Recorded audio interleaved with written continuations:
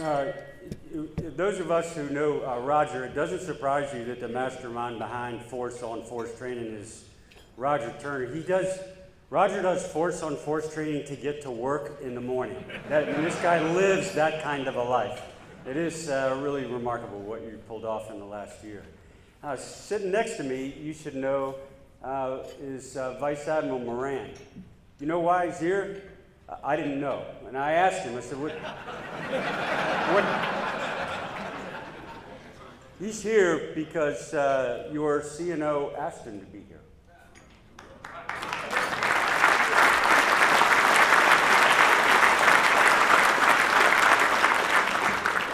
And before I get started, I was thinking of the comments from General Faulkner before about how many people are in here, and it's great. And thank you for making this shift from Marriott, I think it was, initially, right? Marriott. And I was, the inside part of me was like, it's a good thing it was a ground dinner, because if it was a Marine Air Board, they'd still be at trying to put their stuff in some kind of tablet, and it wouldn't be like 40 people here. But of course, we all have maps, we have compasses, 550 of us are going to make it over here, right? That's good. Thank you for, just as General Smith said, General Faulkner and the Foundation, remarkable job, and most of the people in here know if it wasn't for them, I mean, literally almost, we would be doing this in a parking lot somewhere in Quantico inside of a tent, eating tray wraps or some kind of nasty stuff, but they make it possible to bring together evenings like this, and I think it's really special. General Smith and his whole team, I'm glad you highlighted that, because PPNO is the one who kind of shepherds all the parts of the ground combat element. And the industry in here, I'll just say thank you to them too. I'm right with General Faulkner. There was a time when we didn't talk to industry because we were afraid to. I was told, I'm sure taught not to, because you don't do that. That's how people get in trouble. But we're way past that now, where young Marines and engineers are like, are we even close? Let's do this faster. And it's a much better place than 25, 30 years ago. So in addition to the dinner tonight, I'm just thanking you for closing the gap between some engineer who has an idea how to make something and a Marine who's needs something made, and everybody else get the heck out of the way, and things happen pretty darn quick. So I'm thanking you for cutting out all the middle layers. This evening I am going to talk a little bit about where we are and where we're going, and break some new ground. And I'll start by saying that my conclusion is this summer coming in and talking with General Neller and a whole bunch of people in this room is that the Marine Corps is at an inflection point and we must change. And that's what I'm going to talk a little bit about this evening. And for those in the room who are a bit concerned about the change that we need to make in the Marine Corps and what it might mean to our beloved ground combat element, I would tell you, calm down. It's not a zero-sum game. We'll make the changes that we need to. We may need to get smaller. We are going to need to trim some parts of the Marine Corps that we've had for a long time, but are not a good fit for the future. All that we're used to doing. This is not the first time a Marine Corps has made some changes. But fundamentally, as General Smith tells us, we will remain an agile and a lethal force. That's what we do. And all of that undergirded by the tactical excellence that General Turner's making sure we get from the squad level all the way up. Those parts don't change. I think it is a great time to be a Marine. You should be excited, you should be motivated. Because nobody moves out like the Marine Corps. Nobody leans forward into change like we do. And everybody in this room knows that when there are big challenges, in addition to the challenges, there are always opportunities. And this is what Marines do best. It is a great time to be a Marine. We always lean forward. We sense it's time to change. We get in front and we stay in front. And that's what we're going to do for the next coming years. This summer, beginning in July, we started a threat-based force design effort, threat-based. At this stage in that, we're in the sort of latter part of the fourth quarter, where we have a 95% solution, and we're going through over and over and over again iteration of changing a couple of variables to make sure that against the threats we think we have to face, we have the structure right in our Marine Air Ground Task Force. So we're close. Tonight, I won't be able to share with you the details part of that, but I am going to share with you the logic behind it. And you will get a feel, I think, pretty quickly in the next few minutes of where we're going. I think the background, those of us in the room who are planners, you're gonna extract the framing part, the assumptions, the facts, the conclusions, all that stuff, and we're gonna cover this evening just in a bit of detail. First, let me say the beginning part of force design, why we need to redesign our Marine Corps. It is driven by China's pivot towards the sea. And that primary front, which they have opened up, is renewed great power competition, and you can add Russia, of course, to that equation. That combination has fundamentally transformed the operating environment in which the naval and the joint force must operate. Specifically, I think the Navy and the Marine Corps, and this is the hard part we got to come to grips with, really has to accept that presumptive sea control is no longer something that the United States can rely on. We will compete for it. And just as a reminder, presumptive sea control, our amphibious doctrine tells us that sea control, air superiority, necessities, right? They're prerequisites for success, along with surprise, along with dominance in the domains, and especially in spectrum. Put simply, in a sentence, my words, our naval forces today are not optimized for gray zone competition, and they are not optimized for conventional deterrence against a modern peer adversary. My conclusion.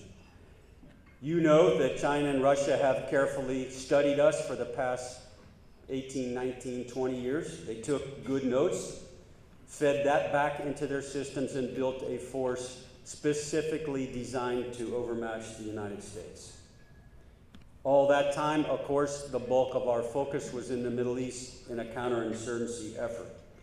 They were not detracted. They focused only on us. So for us then, staying ahead for us means we're going to have new concepts and new approaches from the sea services. And I'm going to talk largely tonight about both the Navy and the Marine Corps in order to compete and in order to deter our peer adversaries. This is going to require us to operate outside our traditional kind of comfort zone. And we're going to have to embrace a new way of operating, a new mindset that's in Admiral Gilday's, your CNO's term, integrated American sea power. That's where we must go. So here's a set of questions that we have wrestled with for the past 5, 6, 7 months. If that's true, then how can we leverage the various authorities and the capabilities of Navy, Marine Corps, Coast Guard, interagency? How can you integrate all of them to show adversaries a new look and complicate their decision cycle? How do we employ all of that strategy afloat together with allies and partners in direct contact with peer adversaries? And not just their conventional military, but their paramilitary as well. Like you know, in a gray zone sort of environment, they're flooding the zone. How do we win the information battle? How do we inform, influence all of the neighbors of actions like China's coercive efforts? How do we accomplish that? And all this I'm driving towards is we're going to have to rethink the way that we approach warfare to some degree. I think we have to be prepared, of course, all the time to respond to threats across the entire spectrum of conflict, given. But our first priority our first priority as a naval service has to be deterrence. Why? This is actually a pretty simple conclusion. Because the cost of competition, the cost of deterrence, will always be lower than the cost of a conflict in terms of blood and treasure both. We should be willing to pay the cost of deterrence, in other words.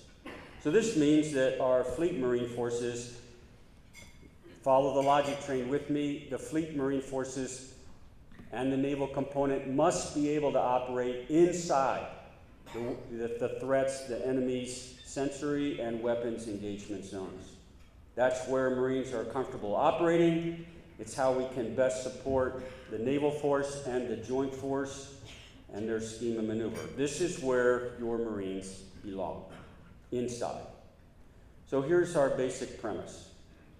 Our ability, this is a little bit complicated, but our ability to conduct sea control and sea denial operations, both from the sea and from key maritime terrain, is an essential naval capability in modern armed conflict. That's my premise. It's not a nice to have, it is essential.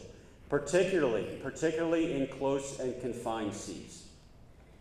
And when we use the term, you and me use the term sea control and sea denial, which the Navy has a doctrinal explanation for, you and me can translate it very simply into sinking ships, shooting down planes, killing enemy forces inside the area and stopping all other forces from coming in.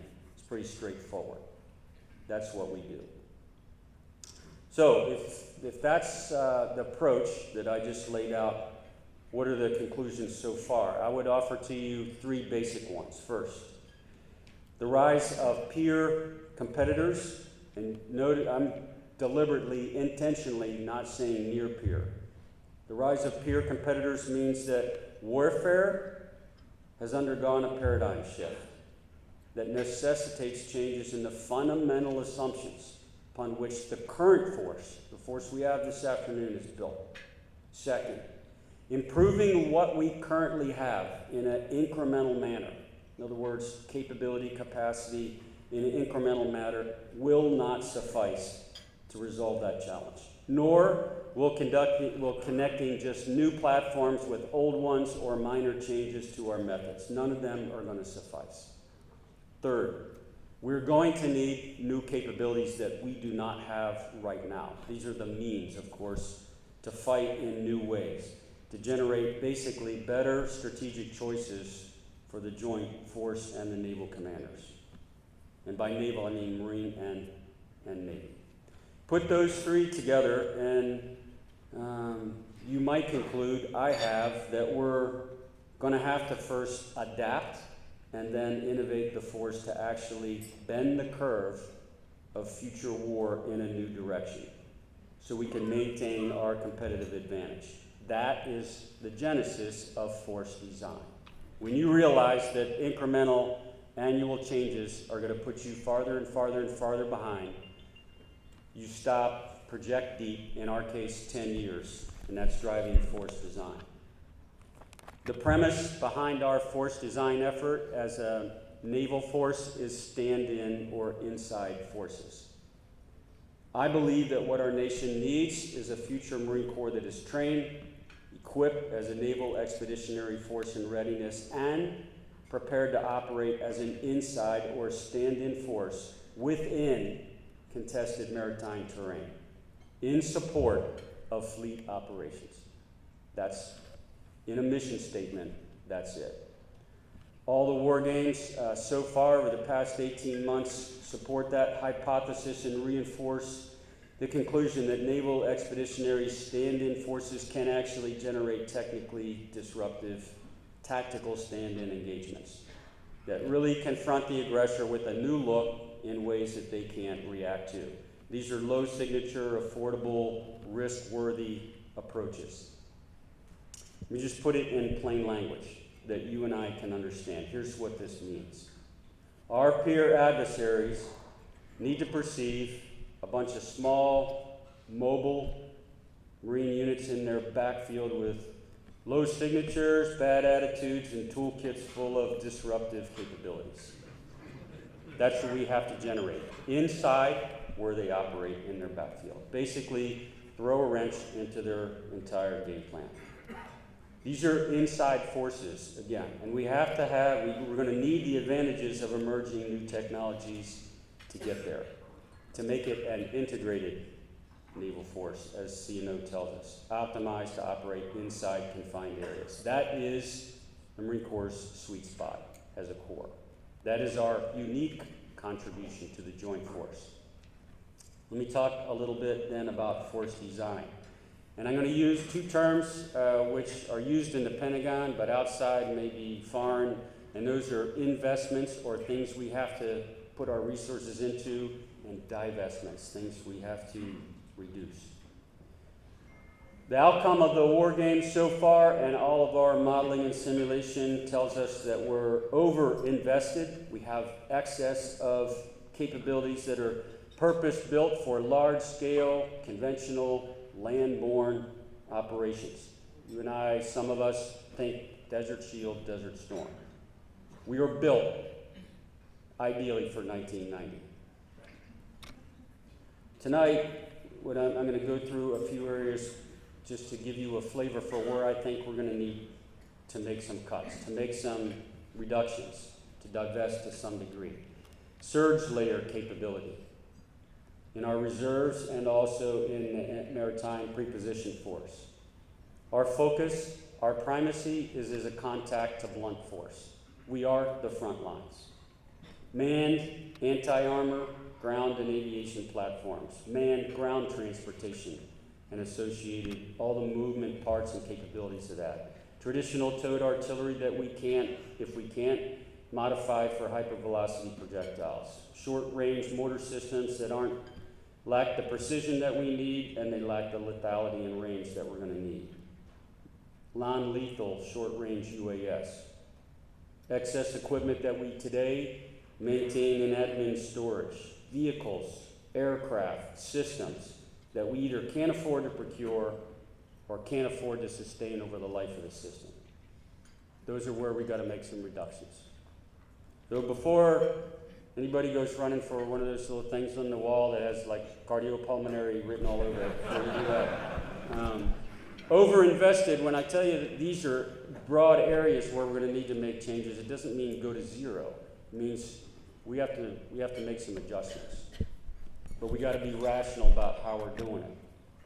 Okay, so if that's the case, if those are the broad areas where we're going to have to think about making some adjustments in terms of reductions, what are the areas where we need to move towards? Where are we underinvested right now? Low cost, lethal, long endurance, unmanned combat aerial vehicles.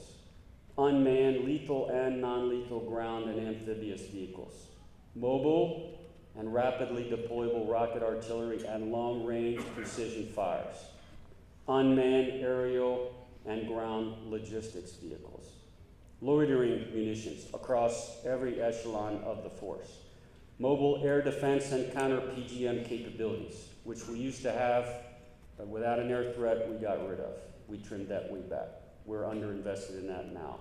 And that includes directed energy systems, signature management capabilities, electronic warfare capabilities, expeditionary airfield capabilities, and the structure that goes along with it.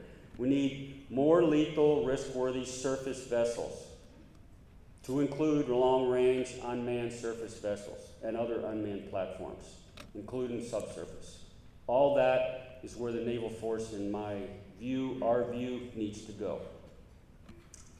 If those are things we have to excess and other areas where we're underinvested in, where we're going to need to pour some resources in, let me just complicate it a little bit further for you. This is great power competition. We have a pacing adversary, a pacing threat. We have to figure out within our budgets if we are able to, can afford to stay in front in every area. Or, in certain areas, can we accept risk and let an adversary set the pace, wear themselves out, pour their resources into it, make the mistakes in front of us? We're not, that's territory we haven't been in 30 years. We have dominated every area. Great power competition is not simple. In some areas, we may choose to allow the adversary to punch in front and wear themselves out deliberately. But we're not used to doing that. I don't have an answer for it, but I'm just telling you, like you all already know, peer competition, great power competition is not easy. So, the incremental minor adjustments that I talked about to our current force, that would only allow our adversaries to open up a wider and wider and wider margin 5, 6, 7, 8 years from now and pass us. And that we will not allow to happen. We have to, as General Mattis coined the phrase, expand the competitive space. And we have to always be prepared to win in the next war, not just get there. We have to win. To do that, we have to redesign our Marine Corps and focus our efforts as a naval expeditionary force. Timeline, 10 years out. This is not a 2 or a 3 or a 4-year horizon. And we will no doubt have to make changes along the next 10 years. Why? Because we have a pacing adversary. They're going to adjust off of us. This is not going to be a static, take a picture, fast forward 10 years, you know where you got to be. We're both going to be keying off of each other. In great power competition, it's all about relative advantage, right? Not absolute capability advantage, but relative to competition. All this meaning we can either find ourselves in the react mode or drive a threat to react to us. So that's where we are. I think in the next, I'm confident in the next 60 days, 70 days, we'll have the design of the Marine Corps complete and we'll move pretty quickly. In this current budget, you won't see much change. Next year, year after that, you'll see significant change. But again, not to hit the panic button, this is a 10-year evolution. So the areas that we need to thin down are not going to be done next week. We'll feather them, we'll draw them down while we increase another capability. But we must redesign our Marine Corps.